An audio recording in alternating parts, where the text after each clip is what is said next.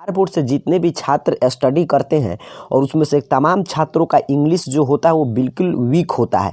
और उसके साथ साथ जैसे ही 9th तक तो काम चलाने भर के सभी छात्र इंग्लिश पढ़ते हैं, बट जैसे ही 9th के बाद 10th में एंट्री करते हैं तो छात्र इंग्लिश से काफ़ी उनका डिस्टेंस लंबा चौड़ा बन जाता है, क्योंकि क्लास 10th में सिर्फ फोकस रहता है हर जगह पे science, social science, Hindi, Sanskrit, mathematics पर। अभी छात्र और हर जगह सब किसी को पता है कि इंग्लिश के सब्जेक्ट का अंक जो है फाइनल मेरिट लिस्ट में नहीं जोड़ा जाता है, अर्थात कि कोई छात्र इंग्लिश में फेल भी कर जाता है तभी उसे फेल घोषित नहीं किया जाएगा। लेकिन इसके बाद भी जिन छात्रों को आगे की भी पढ़ाई जारी रखना है उनके लिए इंग्लिश बड़ा ही चुनौती भरा विषय रहता है, क्योंकि यदि आपका अंग्रेजी में अच्छा अंक नहीं है आप किसी भी अच्छे कॉलेज में आपका एडमिशन नहीं हो पाता है। और कॉम्पिटेटिव एग्जाम की तैयारी करके किसी भी जॉब के लिए अप्लाई करते हैं तो वहां पे आपके क्लास 10th के इंग्लिश का अंक देखा जाता है। अब प्रश्न है कि अब समय तो बिल्कुल कम है, कल आपका पेपर होने जा रहा है, समय से संभव भी नहीं है कि आप पूरे अपने इंग्लिश के सिलेबस को समाप्त कर पाएं। क्या इस समय से बचे हुए समय में सीख ले जिससे कि कल के इंग्लिश का पेपर आपका बिल्कुल अच्छा बीते। तो हम लोग इस वीडियो में सिर्फ रणनीति की बात करेंगे कि कैसे पेपर आएंगे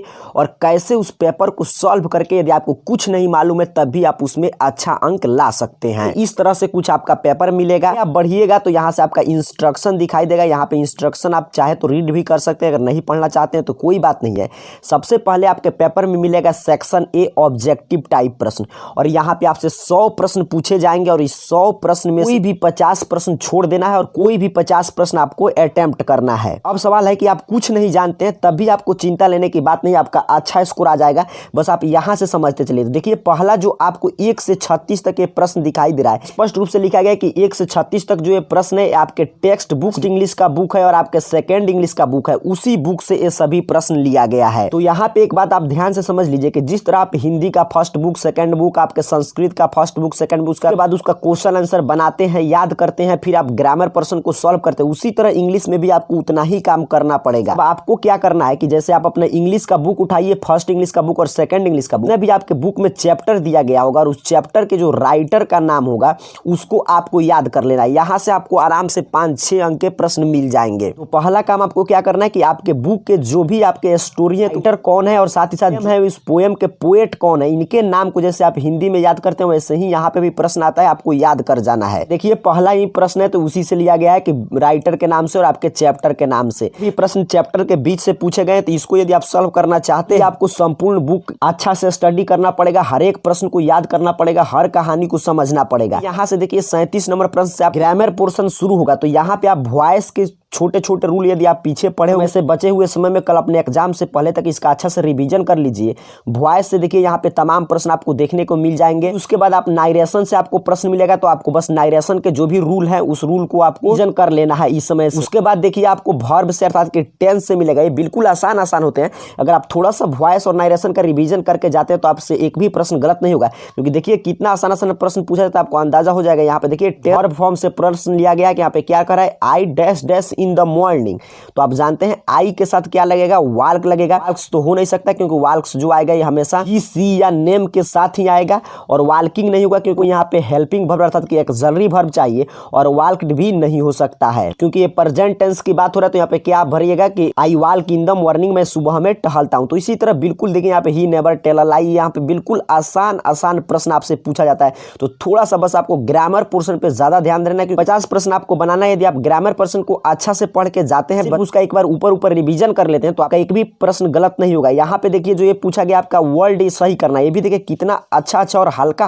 वर्ड मीनिंग दिया गया है, प्रोग्रेस का, अपॉर्चुनिटी का, एडॉप्टेड का, सिंपैथी का। तो बिल्कुल ये आसान प्रश्न आपको मिलेंगे, आपको घबराने की बात नहीं है। बस आपको ये सभी प्रश्न, आपको कोई भी ये जरूरी नहीं कि आप बुक का ही प्रश्न सोल्व करेंगे, आप ग्रामर पोर्शन से ही 50 प्रश्न बना सकते हैं क्योंकि आपको 50 ही बनाना है। इसके आगे देखिए यहाँ पे ट्रांसलेशन मिलेगा, ये भी ट्रांसलेशन बिल्कुल आसान है क्योंकि इसका ट्रांसलेट कर दिया गया, सिर्फ आपको बता देना है कि थोड़ा सा कॉमन सेंस का प्रयोग करके कि कौन सही है कौन गलत है। एक्टिव प्रश्न आपको सॉल्व करने के लिए बस आपको यही समझना है कि बचे हुए समय में सिर्फ आपको अपने बुक में जितने भी कहानी या कविता है उनके राइटर पोएट के नाम आपको याद कर लेना है। उसके साथ साथ ग्रामर में वॉइस, नारेशन, टेंस, इन सभी रूल को आपको रिवीजन कर लेना है क्योंकि देखिए बिल्कुल आसान प्रश्न आ रहे हैं, आप आराम से उन्हें बना सकते हैं। प्रीपोजिशन भी थोड़ा सा देख लेना, देखिए कुल आसान प्रश्न आते हैं यहाँ पे आपके प्रीपोजिशन से। बस यदि आप ऑब्जेक्ट सब्जेक्टिव प्रश्न में 50 में 50 स्कोर करना चाहते हैं, एग्जाम से पहले सिर्फ 2 ही चीज कर लेना है। हम आपको क्या करना है कि अपने बुक में राइटर का नाम और पोएट का नाम आपको याद कर लेना है।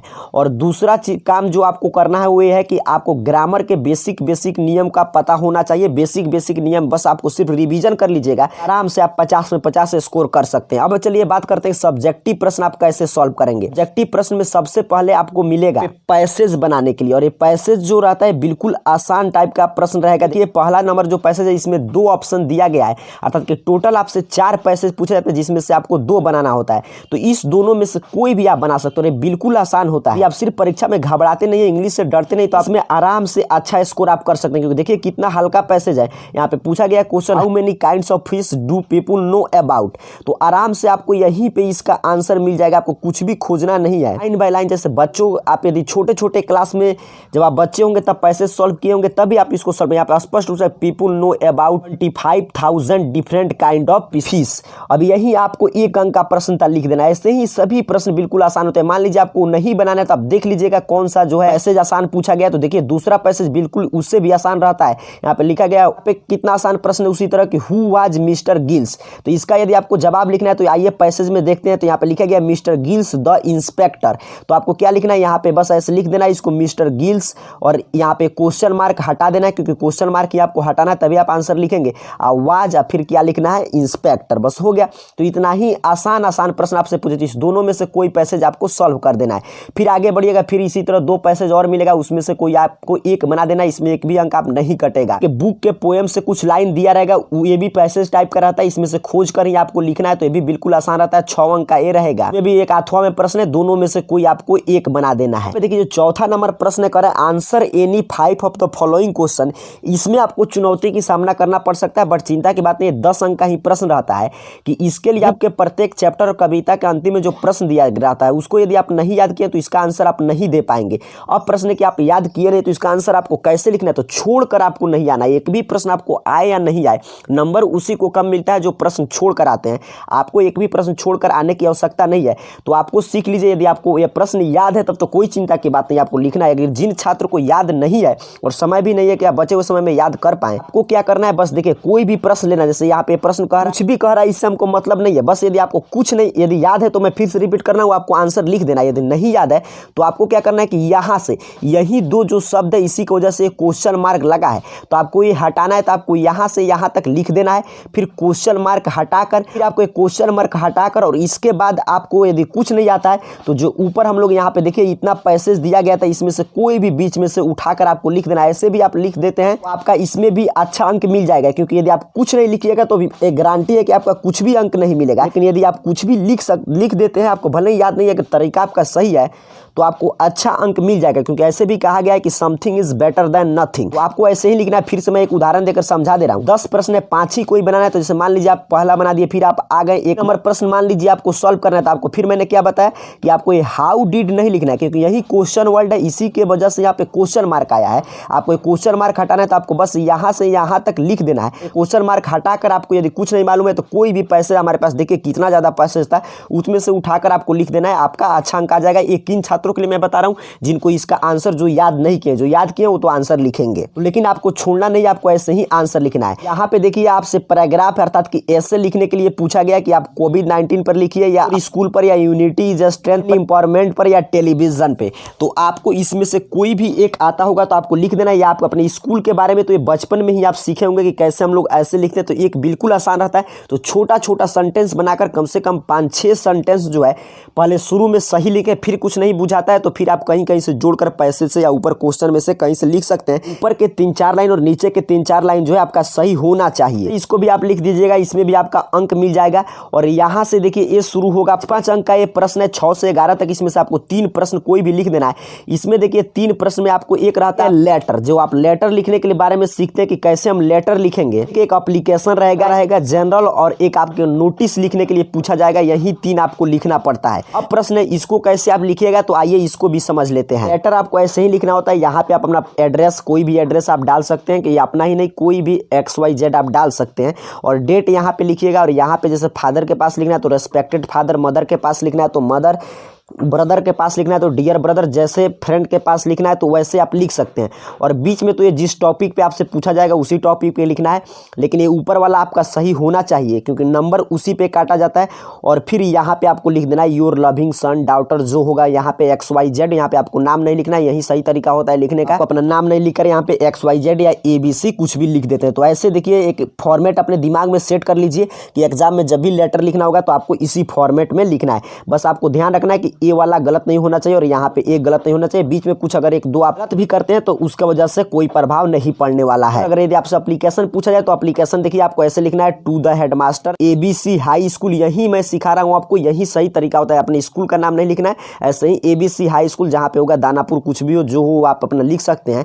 सब्जेक्ट में आपको वही लिखना है जिस सब्जेक्ट पे बोला गया होगा लिखने के लिए क्वेश्चन में। और सर यहाँ सब्जेक्ट दिया गया उसके बारे में आपको लिख देना। फिर यहाँ से ये जो है यहाँ पे देखना है जो यहाँ पे लिखा गया है ओबीडिएंट पीपल, तो ये गलत नहीं होना चाहिए। यहाँ पे आपको बस दिमाग में सेट कर लीजिए कि लेटर आपको ऐसे ही लिखना है, एप्लीकेशन पूछेगा तो आपको इस टाइप से लिख देना है।